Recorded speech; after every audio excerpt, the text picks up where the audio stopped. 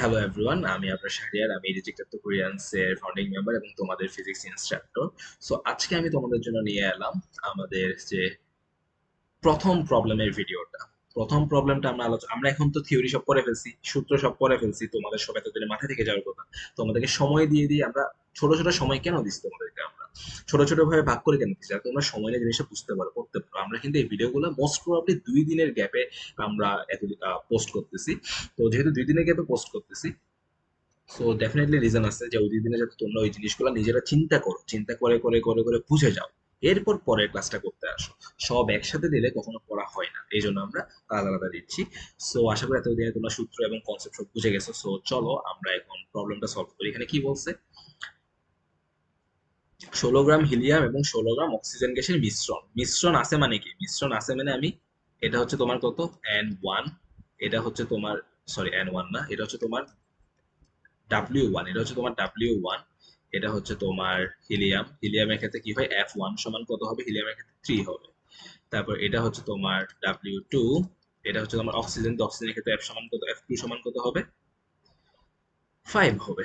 এই মিশ্রণের মোলার আপেক্ষিক তাপ দ্বয়ের অনুপাত। মোলার আপেক্ষিক তাপ হচ্ছে তোমার কি, এই দেখো, মোলার আপেক্ষিক তাপ দ্বয়ের অনুপাত হচ্ছে গামা। গামা সমান কি হয়? সিপি হয়, আর একটা কি হয়? সিভি হয়, নাকি না? তো মোলার আপেক্ষিক তাপ দ্বয়ের অনুপাত হচ্ছে কি, গামা। তো এখন আমাকে তুমি প্রশ্ন করতে পারো যে সিপি বাই সিভি হবে নাকি সিভি বাই সিপি হবে, এটা আমি কেমনে জানবো? এখানে তোমার বলা আছে যে অনুপাত একের চেয়ে বড়। এর মানে কি? এর মানে হচ্ছে তোমার সিপি বাই সিভি, কারণ সিপি হচ্ছে সিভি থেকে বড়। বুঝতে পারছো? তো এটা, কারণ গামা বের করার জন্য আমরা কি বের করতে হবে? এফ বের করতে হবে, কারণ আমরা কি জানি গামা সমান 1 + 2/f। তো আমি প্রথমে F1 F2 ইউজ করে, N1 N2 ইউজ করে লব্ধি যে এফ, যেটা নেট এফ, ওটা বের করে, ঠিক আছে? তো নেট এফ সমান হবে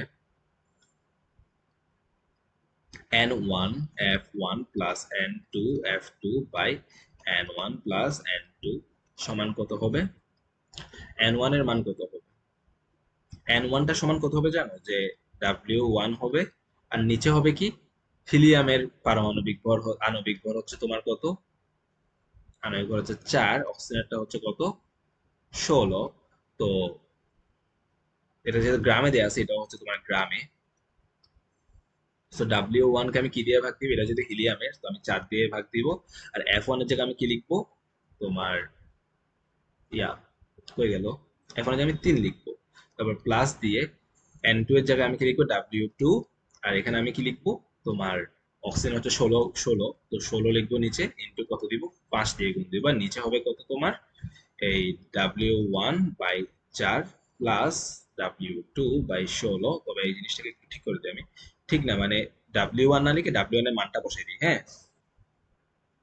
কি বাজে অবস্থা হয়ে গেছে! দাঁড়াও দাঁড়াও,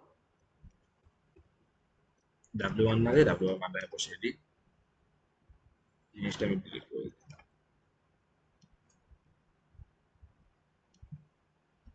আচ্ছা, তো এটাই। তো এখানে আমি কি দিব? W1 এর মানটা কত ছিল? 16। W1 এর মানটা কত ছিল? 16। এখানে ছিল কি, 16/4 প্লাস 16/16। এখানে 16 আর 16 কাটা চলে যায়।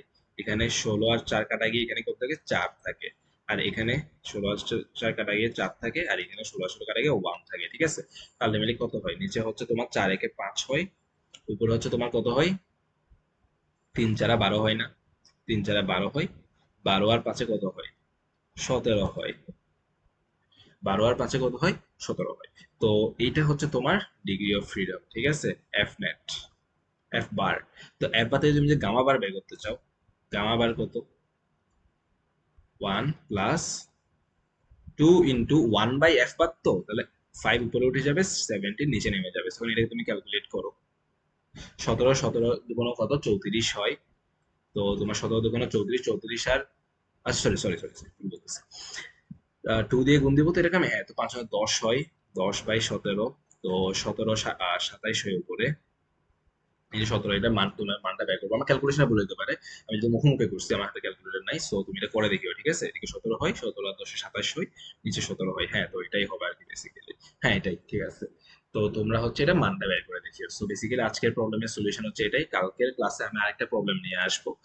তো আমি প্রবলেম একটা একটা করে দিচ্ছি কেন, যাতে তোমরা এই প্রবলেমটা নিয়ে কি করতে পারো, বারবার চিন্তা করতে পারো, ঠিক আছে? কারণ প্রবলেমটা নিয়ে তুমি যত চিন্তা করবা তোমার নতুন নতুন জিনিস, নতুন নতুন কনসেপ্ট ক্লিয়ার হবে, বুঝতে পারছো?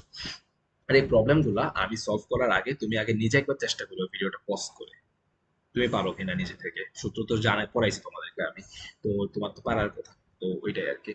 তো আজকে এই পর্যন্তই। আগামী ক্লাসে আমরা আরেকটা প্রবলেম নিয়ে আসবো। ততদিন ভালো থাকো, সুস্থ থাকো, আর নিজেকে তো কুরিয়ান্সের সাথেই থাকো।